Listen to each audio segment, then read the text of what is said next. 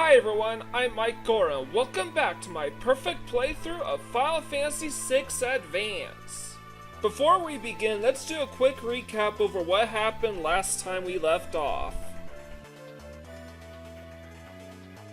After beating the game, I did a bit of farming for a few items through Kefka's Tower in order to help with the final grind. The most important being the Ragnarok and Ultima weapon from Tier 3 and the Paladin Shield via duplication. I also wagered one of our Excaliburs for a Mirror Award and defeat Gilgamesh for the Gilgamesh Esper, as well as our third and final Genji Helm. I completed the Dragon Stem fully maxed out everyone's levels. Though this included maxing out the stats of quite a number of early game characters, here's how I would have approached it in retrospect. Universally, Strength and Magic should be the go-to choices in regards to stat maxing.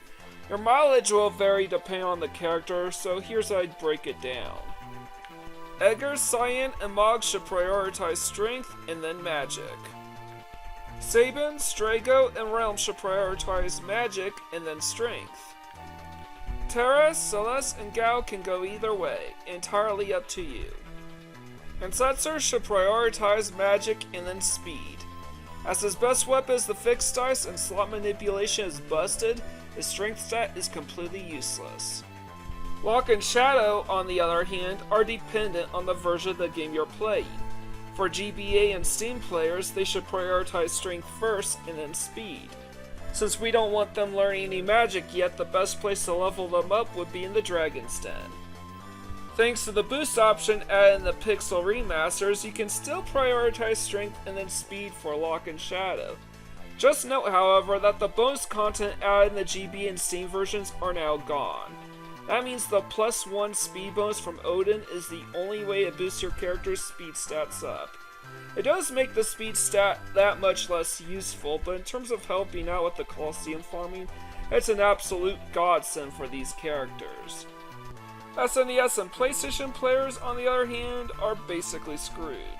While Locke can still max out his strength stat in the weakest areas of the World of Balance, Shadow's confined to the floating continent. Bismarck's ability point acquisition is too high to avoid learning spells, and you can't have Odin and Raiden at the same time. So you just have to accept that Shadow won't be all that useful to you in the Colosseum. As such, I'd have Locke prioritize strength in the World of Balance and then speed in the World of Ruin. Shadow, meanwhile, can prioritize either strength or magic, entirely up to you. I performed the level reset glitch, playing a low-level game all the way up to the part where I got to name Realm and Strago. This is where we talk about version differences. If you're playing the PAL version, then all you have to do is play up until the part of the game where you get to name your character. If you're playing the US version, however, then the character has to actually join your party and become playable beforehand. That means playing all the way up until the third Ultros fight, surviving long enough for Realm to join the battle. Either way, I game over, reset everyone's levels except for Gogo and Umaru, and took the time to grind everyone's levels back up to 99. For this grinding session, you'll want to focus on maxing out their secondary stats. In general, this means maxing out everyone's strength, magic, and speed stats, if they hadn't already done so, saving stamina for last. As a result, I had fully maxed out Sabin, Celeste, and Gao. This is where I had an idea. As you all know, the early game is pretty front-loaded with early game characters that you can name and recruit.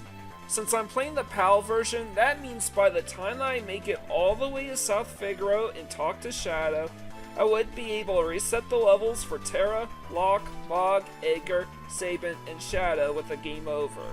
And that's what I did. Over and over again.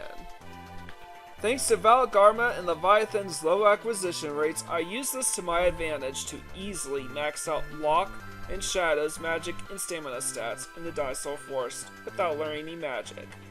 Since Terra, Mog, and Edgar were all collateral to the scheme, they too were able to quickly max out all their stats. Cyan, Setzer, Realm, and Strago were the only characters whose stamina still needed to be maxed out. Gogo and Umar still needed to be maxed out as well, so I knew I needed one more level reset before I can fully max everyone's stats out. But first, the Soul Shrine. Before filming this episode, I wound up playing through half a session, running into quite a few glue turns and stealing their wares. This included the yellow glue turn and its master scroll, which is important to note because I only had a single master scroll up until this point. Afterwards, I basically scrolled through the early RNG looking for a good enough frame to run into all the Soul Shrine encounters that I wanted. Not just to help speed up the final grind later on, but also help run into all the remaining Velt formations I was missing. Well, all except for one, but I'll get to that later. The frame I found was frame 886. Pretty much every encounter that I could ever want was found on this frame here.